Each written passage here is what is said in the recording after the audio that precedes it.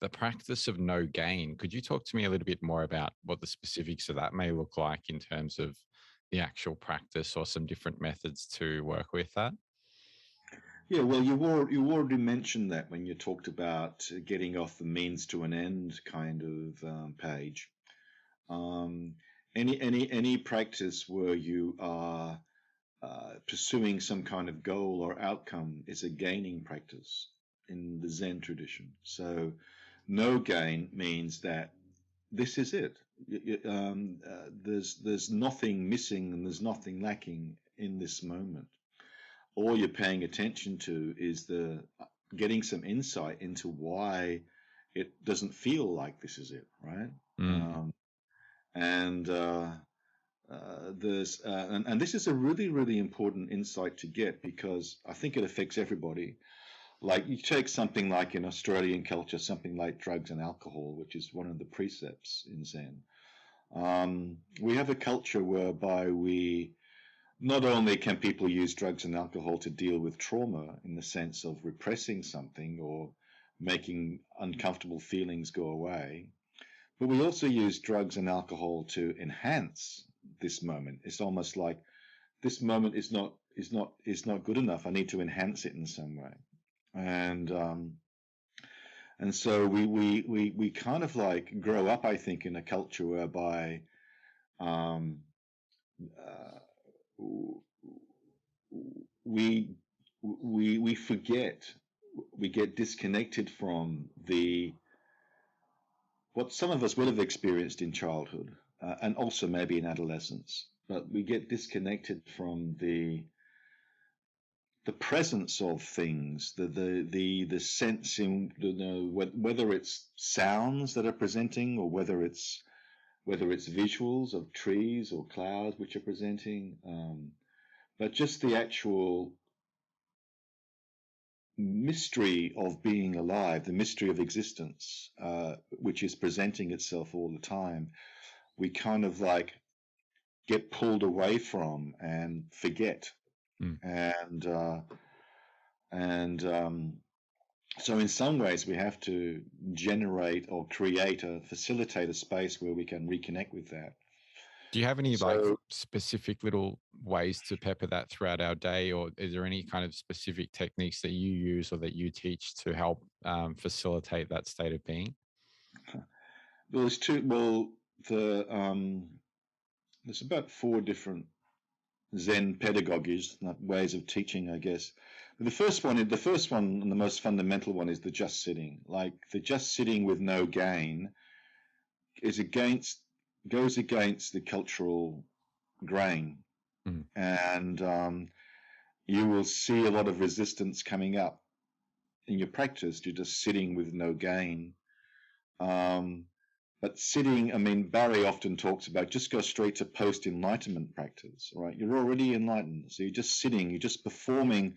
Zazen as the performance of that perfection, the performance of that sense of completeness, Mm. and just sitting with that. And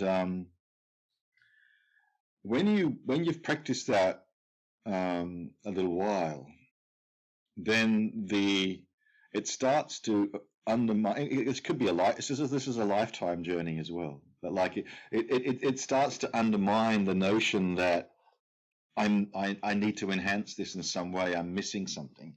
You know, I need to have that glass of wine just to enhance the sunset, or I need, it's I'm not, poo-pooing. I'm not saying you can never have a glass of wine or anything, but just to notice that and to inquire into it Yeah. in your daily life. Yeah. That tendency we have, that this is not good enough. This is not it, because it goes back to there's real. And so when we, and then so that's the just sitting practice can do that. But then there's kind of like um, you could you could even practice philosophy and start to inquire into the emptiness teachings, and start to read some Western philosophers, and that can actually start to open up some interesting ways in which we've been conditioned to try and open up a different perspective. Mm. And then there's the actual, day-to-day practice of how we show up in our everyday lives, and when we get that direct experience of getting caught in some sense of anger or rage or some sense of embarrassment or shame, and how we deal with that. And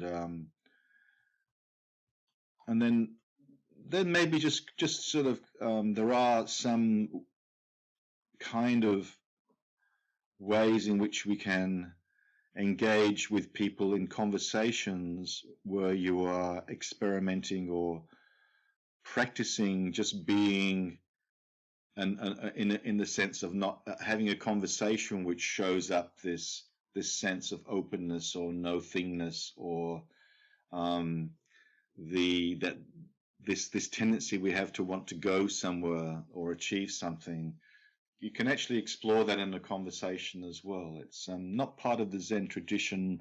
The closest you would get to that would possibly be koan practice. Koan practice is often about trying to undermine one's sense of having to achieve something, or some sense of duality, of I haven't got it, you've got it, master, give it to me, kind of. So it's kind of like undermining that sense, I haven't got it and you've got it, in a lot of koan. Are you doing that through conversation as well, you're saying? I think we can start to do that through conversations which are not necessarily tied to koans. Just ones that don't have a means to an end. Yeah. Yeah, I was actually just having a conversation about that in the last podcast. So that's an interesting thing that you brought up. There's a practice called circling. Have you come across that term before? I haven't come across the term circling, but go on, keep going. So it's really people sitting together, and a sense of really deep intimacy coming out, and the space just being held without any kind of means to an end, to see what may arise, and that state of being has led to transformation and healing within people and all these other things, but it's not really the reason it's done. Yeah.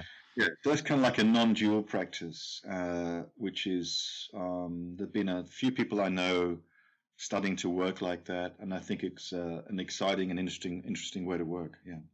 If you enjoyed this clip, the full episode will be made available up here somewhere, so feel free to check that out. If you're someone that's interested in working one-on-one with me and developing your practice of presence, reflecting on your life at the moment, and calibrating your trajectory, then feel free to head over to todaydreamer.com and get in touch. There's also a full catalogue of episodes available on the website, which pretty much are there to help you cultivate the practice of presence so that you can more deeply participate in the blossoming of the emergent world story. So there's episodes on rituals, meditation, different ways you can cultivate presence, find meaning in life, working with psychedelics, and a whole host of other things that, surround spirituality and surround this idea of coming back to this moment right here and right now, and deepening almost like your connection with yourself and with others through intimacy, relational practices. There's a whole host of episodes. Feel free to check it out if you're into that kind of stuff. Anyways, thank you for your attention and for sharing this moment with me in the here and now. And until next time, be well.